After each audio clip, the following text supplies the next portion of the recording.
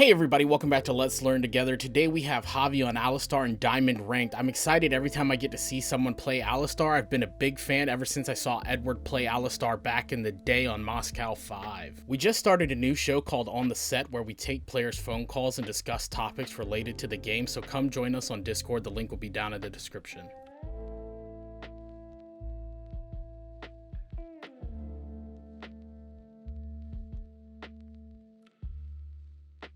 Normally I want to see a Raptor ward, but knowing what we see in this position, it's a good thing that we didn't go for it.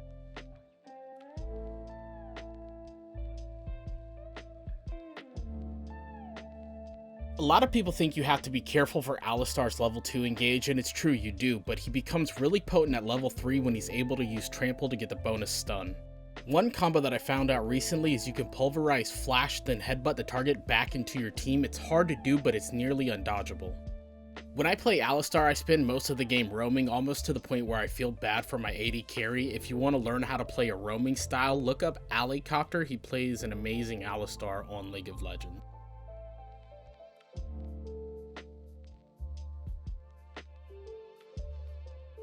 So we got stunned and rooted and took a pretty nasty trade. Going into this lane matchup, since Ashe is a little bit weaker and Jinx provides so much crowd control, I'd look to play a bit safer or affect the rest of the map after level 3. This Rengar goes in deep knowing that we don't have enough HP to contest this fight. We land a beautiful 2-man knockup and force the flash out of Jinx. Nicely done, however, I'm not entirely sure if our flash was worth it in this scenario.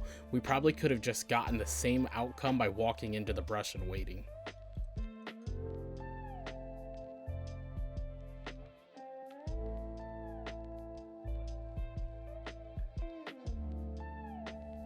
What? At this point, I'm not trusting this AD carry, so I'm just gonna roam and affect the rest of the map. This is a good time to recall since the wave is going to freeze on our side of the map and Ashe will be safe farming. I really love Rocket Boots on Alistar. It provides so much extra mobility and playmaking possibilities. At this point, when I come back to the map, I would look for a roam mid lane or some deep vision, potentially by Raptors.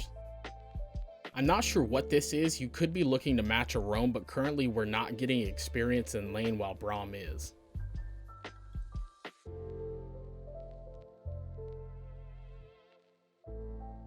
For some reason, this Ashe has hard shoved the wave by herself into the enemy tower, exactly where the enemy wants it to be. So now there is a freeze on the opposite side of the river for the enemy team.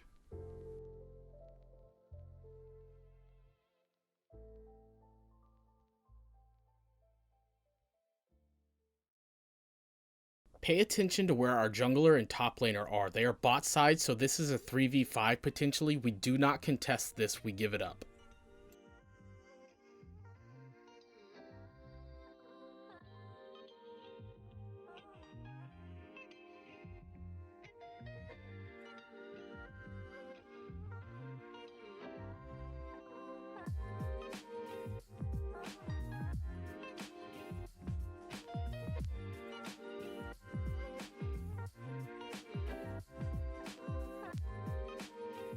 Diana lands a nasty 3-man ult separating the enemy team, and Pantheon and Rengar show up and manage to turn this fight around. It's nicely done, however the call should have been to back off and give up Dragon for Herald.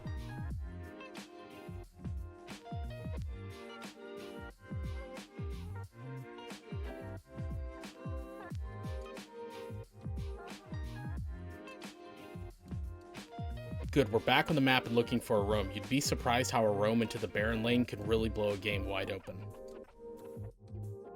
We blew a lot of cooldowns on the enemy team during this. I would like to have seen both you and Rengar step forward and drop Herald with this being a 4v3.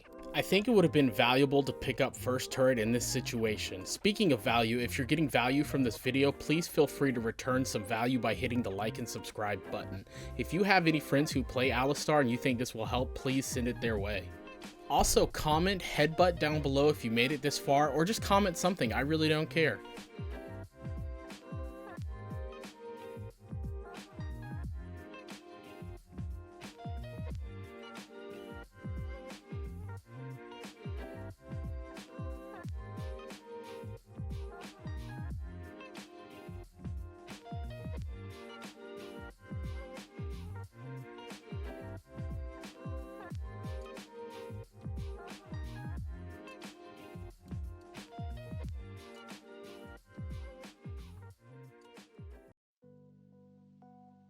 Beautiful job on catching Jinx out, however, we took quite a bit of time to dive the enemy team. We didn't necessarily have to worry about landing our combo. What we needed to do was tank the tower so Diana could blow them up. Next time, engage and stand on the edge of tower range and be ready to walk out. We took so long, Jinx was able to revive and wipe us out.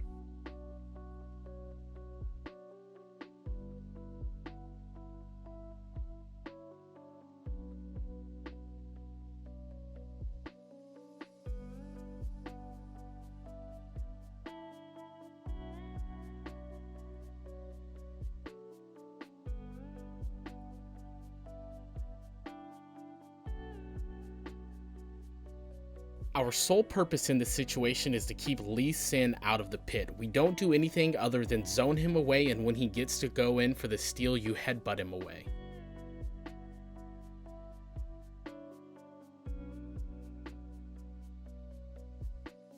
We have no support from our team, so we have to back off. We cannot contest this red buff.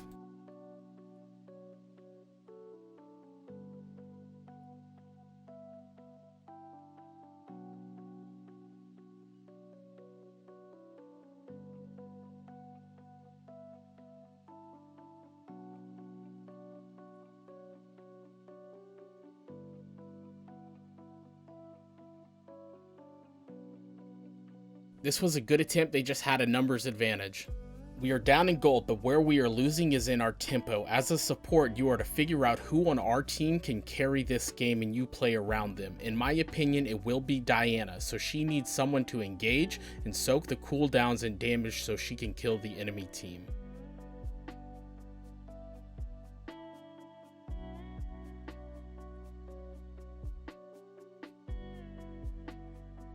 Diana gets caught and we are just hemorrhaging. We need to slow down the pace of our game until we can gather for a team fight around Dragon. This means we do not pass River until Dragon spawns.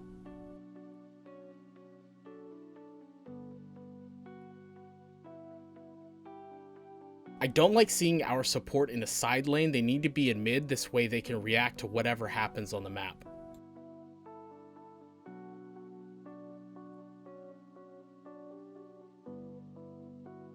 Diana catches 2. Had we been there, maybe we pick up a kill, but I don't think this play was worth it because we blow a major cooldown 35 seconds before Dragon spawns.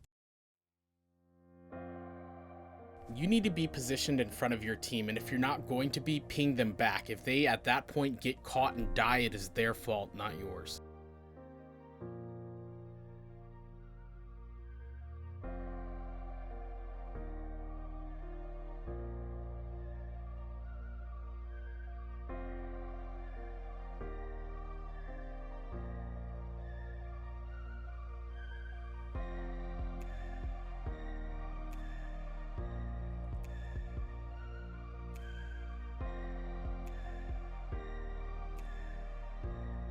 Don't beat yourself up for missing this, you hit every other one. Had you got the pick on Lee Sin, the call is to immediately go to Baron.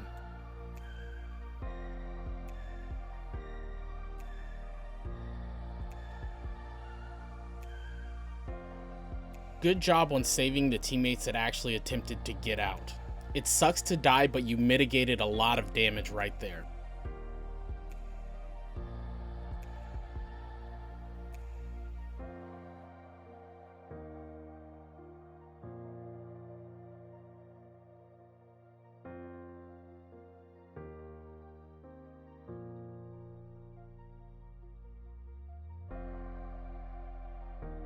Our first priority, now that we're back on the map, should be to get vision around this Baron.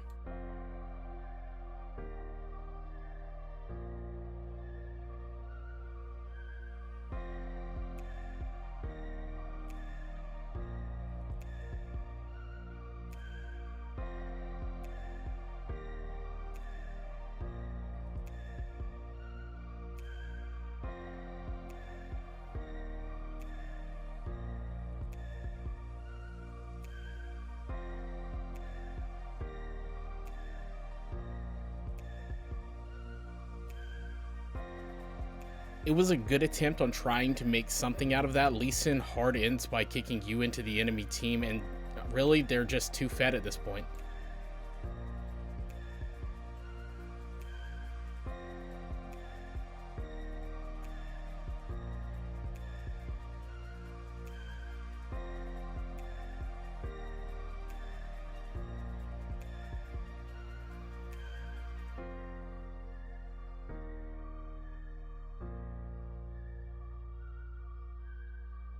At this point, being so far behind, we should be playing defensively. We let the enemy Lee Sin and Ahri dive onto our Ashe. I'm not sure you could have saved her either way in this scenario, but we should have made the attempt.